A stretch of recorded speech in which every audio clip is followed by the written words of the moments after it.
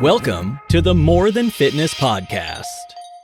Hello, podcast friends and listeners and wonderful human beings, and welcome to Minisode number 45 on the More Than Fitness podcast. This Minisode is going to be special for three reasons. First, because I'm standing instead of sitting, getting a lot of good blood flow. You know, sitting is the new smoking after all.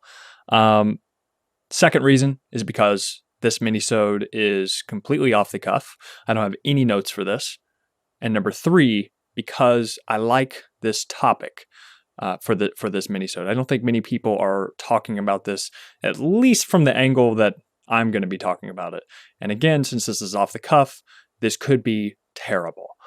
However, I hope at least one little nugget in here will help you guys out. So, did I already do the intro? I'll do it again. Welcome, ladies and gentlemen, to Minisode number 45, How to Eat Like an Adult. Now, I think the appropriate place to start with a topic like this is to reference what it means to become an adult. When you become an adult, you have more responsibilities, basically, and you have other priorities. And in order to even have priorities, by definition, that means that other things are not priorities, right? So some things you're going to have to not give a fuck about. For some of you, the priorities that are important, right? You might have career, you might have relationships, you might have family, you have tons of things that are valid and completely important. However, one of the things that get kicked to the wayside, at least quickly, is nutrition. And that's why I think that this topic needs to be approached delicately, dynamically, and on a spectrum based off the individual. Because some of you are going to have more priorities, less priorities, or more responsibilities, less responsibilities than others. And so you might be able to be more committed than so. Like me, 26-year-old, I've got a girlfriend, but I don't have any kids. I have I'm self-employed. So my responsibilities are going to be much lesser than, say, a mom or let's say a single mom who's raising a child, who's, taking them to school. She's got to work, et cetera, right? So there's going to be a spectrum here. And I think the first thing that you have to do to eat like an adult is figure out what you're committed to. What level of trade-off and sacrifice are you willing to do or not do whenever it comes to reaching your fitness goals and whenever it comes to taking care of your health and your nutrition, etc. And now, I think that you can do that and still not eat like a 10-year-old. What I'm saying is, you don't have to eat cereal for every single meal, or never cook, or always go through and get fast food or something like that. And again, I think this is going to be very dynamic, because just because you commit to a certain way of eating Monday through Thursday, for example, doesn't mean Friday, Saturday, and Sunday might not be a little bit more different. And I think that's totally okay. That's totally valid. I think the majority of the time you just want to make more adult-like decisions. And I think So first, committing to a certain level of sacrifice and trade-off. Whatever that is, there's no right or wrong answer. Just figure that out and then stick to that, right? And don't feel guilty for not, if you are that single mom with kids and everything, don't beat yourself up if you're not tracking every calorie, weighing your food on the food scale, and so on and so forth, right? I think figure out where you are on that spectrum, commit to it, and don't be afraid if you screw up or you go off of that or whatever. And I think that actually brings up, I told you guys, this is completely off the cuff, so I'm riffing here. I think that brings up a good point, and it's, as children, whenever they mess up or something, they will throw a huge fit. If they don't get something to go their way, they get all emotional, they get pouty, and it can literally, one little thing can ruin their entire day, or at least for the next few hours. I think one of the most important skills as an adult is to keep the nutrition stuff in perspective and keep your body in perspective and your overall health in perspective. And what I mean by that is if you screw up one meal, if you have a moment, if you like, okay, screw it, I'm going to go get some fast food, or I'm going to go out to eat, I'm going to get some dessert, I'm going to get some drinks, whatever. It's like, you're an adult. You can make that decision, but commit to that decision, make it a conscious decision, and then give yourself permission to do that, and then commit to getting back on track as soon as that's over, right? I think that is something super important. I think as an adult, you have to not let emotions get in the way of your goals, at least not very frequently. Of course, it's going to happen sometimes again. People have moments, shit happens in life. However, I think the majority of time, you've got to make the adult decision. You've got to make the decision that will make future you proud, as opposed to short-term, whiny 10-year-old you proud, right? That's I think, one of the big keys here. I think another thing is learning how to cook your own meals, or at least cooking the majority of your meals. And I don't even mean like, doing a full course 3-hour long meal that you prepped the day before or something.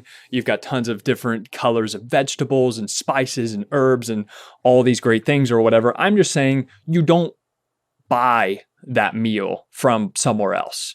So like for me, for lunch every single day, I will make myself a sandwich, and I think that's totally okay. I have whole wheat bread. I use turkey. I use tomato, spinach. What do I have? Baked chips. I have some fruit with it typically, and also drink milk, which is actually childlike, and I grew up drinking milk. However, it's two reasons. One, because I love milk, and two, because I get in a little bit more high quality protein with that meal as opposed to just the turkey and cheese. Oh yeah, I have cheese on it as well. I don't think I said that. But something as simple as that, and not eating out or whatever, something that you can stay consistent with, that is, one, tasty, and two, aligns with your goals. I think that is totally okay. And then dinner, for the most part, I would try to cook something. Right. And I think that's where, of course, if you're with somebody, you can figure out some kind of trade-off there. You cook one day, they cook another day. But cooking the majority of your food, or at least making your own food the majority of the time, I think is also another principle that is key when you're trying to eat like an adult. Because what I'm saying is, you eat like a child, you're just popping something in the microwave. Right? Or it's got a colorful box, and a silly rabbit on it or something. And like, you need something more than a bowl of cereal for dinner, right? Occasionally, sure, no problem. But the majority of the time, again, whenever you're trying to figure out what you should eat next, just say, okay, how would an adult eat? And the thing is, whenever you do it once, whenever you figure out how to make an omelet with veggies and egg whites and some egg as well with the yolk, it's like, making that omelet is pretty easy. I think it's the initial point. The reason why so many people don't cook or even attempt to cook is they're afraid of screwing up. They're afraid of wasting food. They're afraid of not liking it. But the thing is like, whenever you figure out something that you enjoy eating, and it also aligns with your goal on a regular basis, and you can cook it, and it's not super expensive, then I think you're set. I think, but you've got to play around with it a little bit.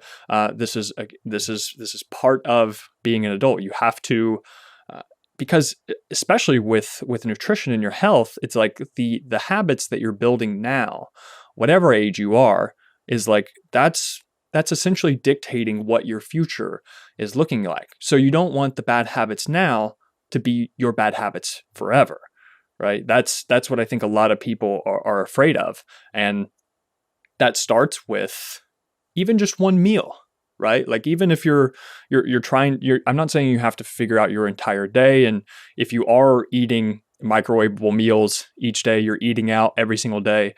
Like I said, I've had a client before who was eating out like 5 or 6 times per week for dinner. And I understand it. He's got a job. He's got a legit 9-to-5 job. He's tired after work. He doesn't want to cook food.